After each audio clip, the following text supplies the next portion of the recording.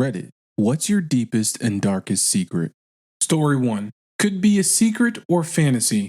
I'm not really sure at this point. I think I may have intentionally burned down my house to end my abuse. As a young child, age 4 to 7, I was regularly assaulted by teenage neighbors, and obviously, I was not feeling good about that. A few days after returning from summer vacation, the assaults began again. By a few days after I got back from vacation, a few houses of my neighborhood were burned down, and I never had to see my abusers again. No one died, but we had to move due to the fire. Now I have suppressed so many of these memories, but since I was super young, I have always had this dream that I was the one who burned down the house. Here are the real facts that I do know for sure. I was 7 and my brother was 9. When we got home from school and grabbed some snacks from the fridge, we were getting ready to go to our babysitter's house across the street when I told my brother I needed to use the bathroom. I don't remember anything after that until I was outside talking to my brother. According to him, I was coughing a lot, and he was worried I was going to have an asthma attack. He asked the babysitter to get me water while he ran inside to get my inhaler. She gave me water and calmed me down, but within a minute, my brother came out yelling that the house was on fire. There were no cell phones at the time, so we sat there while the babysitter ran into her house to call 911 and my mom. The fire was determined to be an accident, and the air conditioner was blamed for the fire. In my dream, the events unfold the same way, but instead of going to the bathroom, I walk into my mom's room and pour water into an extension cord where the air conditioner is plugged in. I watch the first fire start and leave the room feeling like I can't breathe, but I close the door behind me. The dream always ends as I close the door. I strongly believe that my dream about the house fire was actually a memory, because less than 3 years ago, I was looking through family photos and came across some taken after the fire for insurance purposes. I had been having the same dream for about 16 years and had never seen these photos before. The scene in the dream was exactly as I had seen in the photos, including the extension cord and the AC unit. But there was one notable difference: a glass Disney cup from McDonald's that I used to use to pour water into my dream. Story number 2. When I was 11 years old, my friend and I snuck out at night and went to our local swim club. I managed to open the lock at the snack bar door when we entered the building. We stole at least 2 gallons of Mountain Dew before leaving. Story 3. In a couple of months, I will turn 25, and I never had a romantic or sexual experience. In high school, I was very overweight and not very attractive, which made it hard for me to approach girls. I tended to be shy and quiet because of this. Recently, I have been working on improving my health and appearance, and now girls are showing interest in me. However, I don't know how to act around them because I have never been in this situation before. Story 4. In this story, the narrator and their husband trim their pubic hair and use small hand towels to collect the clippings. However, the towels were accidentally mixed in with the laundry and were used as hand towels at a Christmas party. The narrator and their husband didn't realize that had happened until after all the guests had left, and they assumed that everyone who used the towels must have noticed the pubic hair on them. The couple hasn't seen most of the guests since, as the narrator was too embarrassed to invite them again. The narrator expects that the story may someday be shared on a website like Reddit. Story 5. In 6th grade, I had a friend who lived across the country from me. We were best friends, and we would often talk to each other on Skype.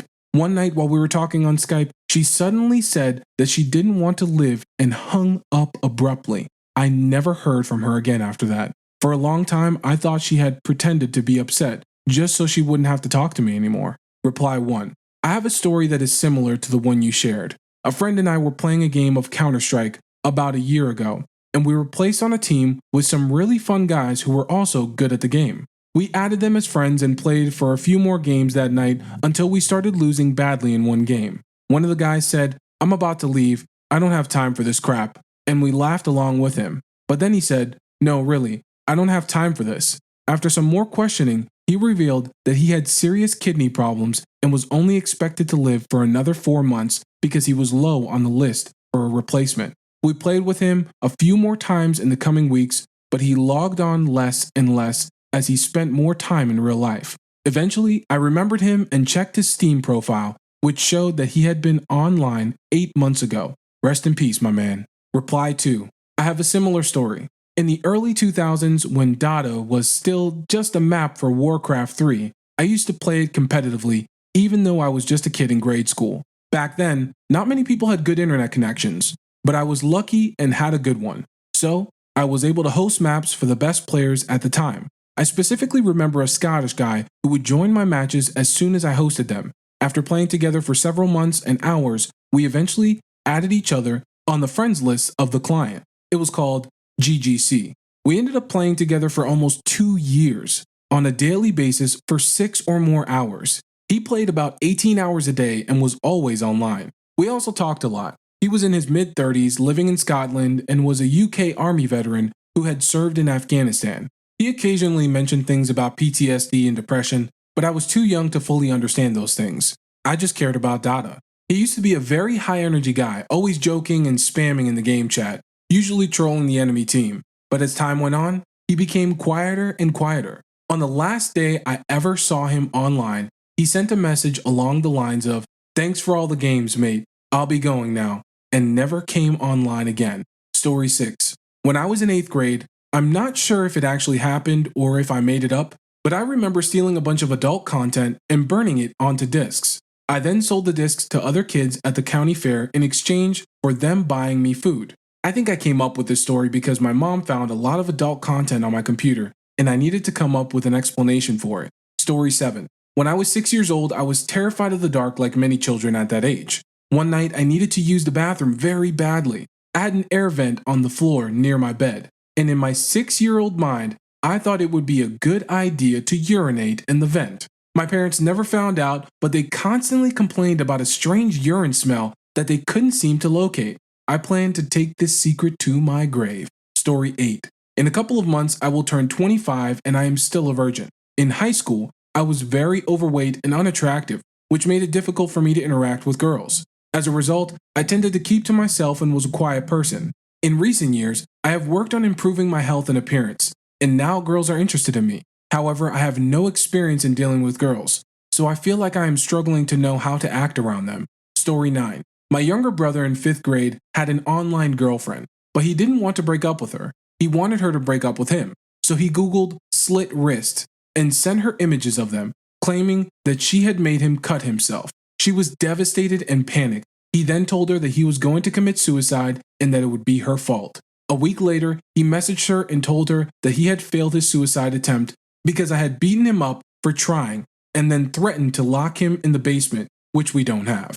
He claimed that he had run away and got arrested for trying to shoplift food. He told her it would be the last time they spoke because he could hear the sirens and he was camping out behind a Walmart using the Wi-Fi to tell her he loved her. But he had to break up with her to keep her safe. Then he ghosted her. He's an absolute piece of shit. He still does crazy things like this. He's so manipulative and he somehow got back together with that girl before ghosting her again. I found out about the whole situation because I walked into his room and saw that he was on Skype, and I caught a glimpse of a picture of a slit wrist. He was screen sharing it to his friends, and they were all laughing at what he had done. I grabbed his laptop and went through his messages. He had all of his electronics taken away for 6 months, and then he was forbidden from using any online communication for a while afterwards. Reply. I had a similar situation. I met a girl through Zoom. Feel free to judge. We became good friends and started texting and calling each other often. She even came to visit me in Texas from Ohio. Fast forward about a year, and she called me crying. Her home life was terrible, and all she said was, "I love you, I'm sorry." I heard a shot, her mom banging on what I assume was her bedroom door, a loud crack of wood, and screams. Her sister reached out to me a few months later to check on me, but that was the last I heard from them. The only other person I told about this was my late friend, who was incredibly supportive during my grieving. I'm not sure why she chose me or if I would have preferred not knowing about what happened. Story 10. Okay, here goes. Sharing something I thought I would take to my grave. My husband likes to trim my pubic hair, and I enjoy it when he does. We usually use small towels to catch the trimmed hairs, but somehow they ended up mixed in with our laundry and were used as guest towels at a Christmas party. We didn't realize this until after the guests had left, and I can only imagine that they must have noticed the pubic hairs on the towels. Since then, we haven't seen most of those guests again, and I'm too embarrassed to invite them back. I'm sure this story will eventually make its way onto Reddit as the grossest thing someone has seen at a house party. Story 11. When I was a child, one of the windows in my room led directly to the roof of the garage. Since we didn't have any screens, I started climbing out into the garage roof. When my parents found out, they added screens to the window. I tried to remove the screens, but I didn't know how to put them back on, so I left them alone. A few months later, my parents gave me a cheap pocket knife that could only slice through cheap fabric. However, it could also slice through the screen. So, I did that, making it look like I still had a screen and continued climbing onto the roof. Later, we went on a trip and we returned. It was a cool summer evening. My mom went upstairs to open all the windows, and I was hanging out with the dog at the foot of the stairs. My mom called my name and asked if I had cut the window screen. I denied it, expecting the "I already knew, I just wanted to see if you would tell the truth" speech. However, my mom frowned and called my dad upstairs to talk to her. I thought they were planning where to hide my body. A few minutes later, a cop showed up. He talked to my parents and started investigating. I was called over to talk to a policewoman. She congratulated me for keeping my window locked because obviously some kid was trying to break in and have a house party or a burglar. My parents were proud of me for being safe and smart. I wished I had gotten caught, but I realized that if I spoke up now, there would be nothing left for me to identify after my parents got a hold of me. From then on, my mom checked the locks on all the windows and always brought it up. She always said what a smart girl I was for always locking my windows. Story 12. A friend of mine worked at a Christian college in the dorms. I don't know how he got that job, but he told us about an incident he had to respond to. A couple of residents came to him and said that their roommate was taking too long in the shower and they feared he was doing naughty stuff. My words, not my friends. So, my friend had to contact campus security, go to the student's room, and use a blacklight to check for stains. I couldn't believe it when he told me. Story 13. I used to sneak downstairs to watch TV when I was a kid and get up before my parents.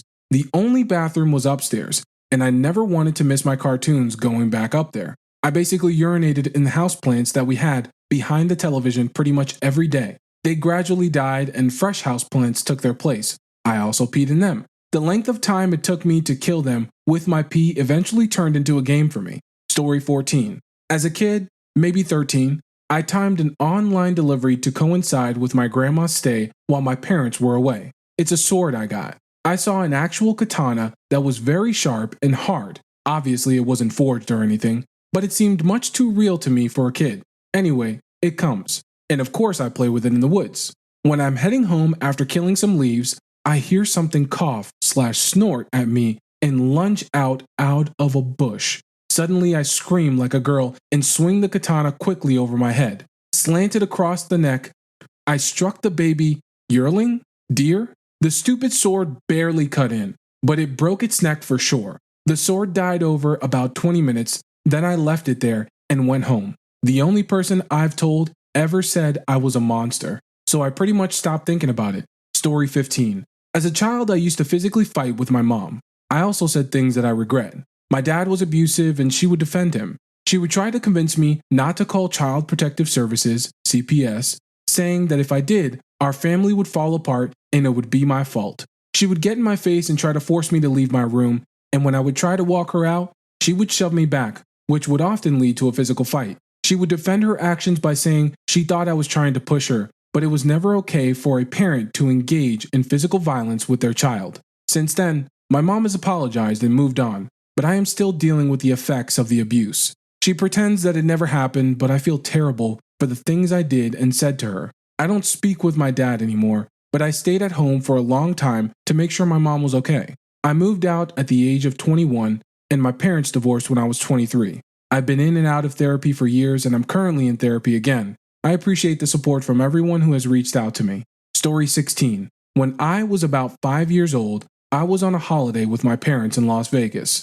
I was at one of the outdoor water parks by a hotel, and there was a fountain that spurted water into the air about 5 feet high every 20 seconds. I thought it would be a good idea to sit on the fountain, but this caused me to need to poop badly. I couldn't find my parents, so I ran over to a small wooden building thinking it was a toilet. It turned out to be an empty, dark changing room where I sat down and soiled myself. I sat there for about 20 minutes not knowing what to do. A random American woman came along, saw what had happened, got me some spare trunks, cleaned me up, changed me, and took me to my parents. I never saw that woman again, and she never told my parents what happened. Story 17. In the 8th grade, I was terrible at making crafts. Our assignment was to build a toy car and mine didn't work. We had to race the cars and the teacher would grade them. I knew my car wouldn't perform well, so I swapped the shell of my car with the sample model car that my teacher had, raced it, and then switched it back. I ended up passing the class, but the final exams were tough.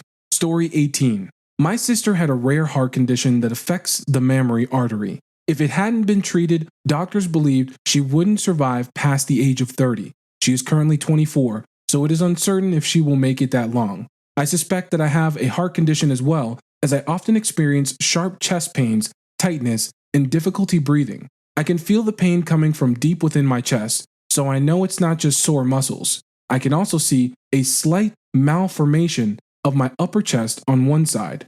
Despite this, I have no intention of getting checked out by a doctor because I don't want to go through the process of being diagnosed and treated. My sister's experience was unpleasant enough for me. I have never wanted kids or a family, and I have never been in a relationship, so I am not particularly concerned about reaching the end of my life at the age of 30. I try to enjoy each day and save up my money to leave behind for my niece. I haven't told anyone about this. Story 19. I run a fetish page and, while I'm not particularly interested in it myself, I have met a lot of people from all around the world. For the most part, I have had good experiences and met decent individuals. No one in my life knows about my page, so please don't tell anyone. Edit. To clarify, my page is not illegal. I am of legal age and everyone else on the page is also of legal age. Nothing illegal or inappropriate is happening. The website I use has strict terms and conditions, as well as algorithms and users who would report anything inappropriate, so it would be shut down quickly if it was something wrong. Thank you for watching today's video. If you enjoyed it, then make sure to like and subscribe. Also, feel free to comment any video idea you would like us to cover next.